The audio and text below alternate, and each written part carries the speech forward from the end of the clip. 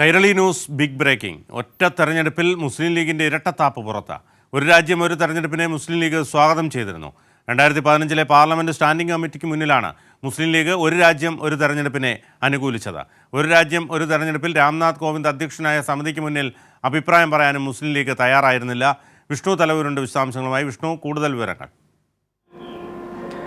രാംനാഥ് കോവിന്ദ് അധ്യക്ഷനായിട്ടുള്ള സമിതിക്ക് മുമ്പാകെ മുസ്ലിം ലീഗും RSPയും അവരുടെ അഭിപ്രായം രേഖപ്പെടുത്തിയില്ല എന്നൊരു വാർത്ത കഴിഞ്ഞ ദിവസം കൈരളി ന്യൂസ് പുറത്തുവിട്ടിരുന്നു. അതിന് പിന്നാലെയാണ് ഒരു രാജ്യം ഒരു തെരഞ്ഞെടുപ്പിൽ മുസ്ലിം ലീഗിൻ്റെ നിലപാട്, അതായത് മുസ്ലിം ലീഗ് മുൻകാലങ്ങളിൽ സ്വീകരിച്ച നിലപാട് എന്താണ് എന്നതിൻ്റെ രേഖ കൂടി ഇപ്പോൾ കൈരളി ന്യൂസ് പുറത്തുവിട്ടിരിക്കുന്നത്. 2015 പാർലമെൻ്ററി സ്റ്റാൻഡിംഗ് കമ്മിറ്റിക്ക് മുന്നിൽ മുസ്ലിം ലീഗ് ഒരു രാജ്യം ഒരു തെരഞ്ഞെടുപ്പിനെ സ്വാഗതം ചെയ്തുകൊണ്ടാണ് നിലപാട് സ്വീകരിച്ചത്. അന്നത്തെ പാർലമെൻ്ററി സമിതിക്ക് മുന്നിൽ മുസ്ലിം ലീഗ് ഇത്തരത്തിൽ ഒരു അഭിപ്രായമാണ് പറഞ്ഞത്. ഒരു രാജ്യം ഒരു തെരഞ്ഞെടുപ്പിനെ സ്വാഗതം ചെയ്യുന്നു.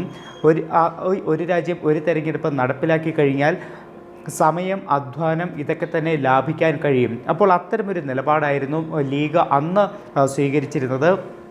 BJPയുടെയും RSSൻ്റെയും പ്രഖ്യാപിത അജണ്ടയായിട്ടുള്ള രാജ്യത്തെ ഒരു ഏകാധിപത്യ സ്വഭാവത്തിലേക്ക് എത്തിക്കാനുള്ള BJPയുടെ ഇത്തരമൊരു അജണ്ടയെ പിന്തുണയ്ക്കുന്ന ഒരു സമീപനം മുസ്ലിം ലീഗിൻ്റെ ഭാഗത്തു നിന്നും ഉണ്ടാകുന്നുണ്ട്. അത് നേരത്തെയും നമ്മൾ പല ഘട്ടങ്ങളിൽ കണ്ടതാണ്. പാർലമെൻറ്റിൽ സുപ്രധാന ബില്ലുകളൊക്കെ തന്നെ വരുമ്പോൾ അതിൽ നിന്ന് മാറി നിൽക്കുക, വോട്ട് ചെയ്യാതെ മാറി നിൽക്കുക, അത്തരം നിലപാടുകൾ സ്വീകരിക്കുന്ന മുസ്ലിം ലീഗ് ഇപ്പോൾ ഒരു രാജ്യം ഒരു തെരഞ്ഞെടുപ്പിലും BJPയെ പിന്തുണയ്ക്കുന്ന അല്ലെങ്കിൽ സഹായിക്കുന്ന നിലപാട് തന്നെയാണ് ഇപ്പോഴും സ്വീകരിക്കുന്നത്.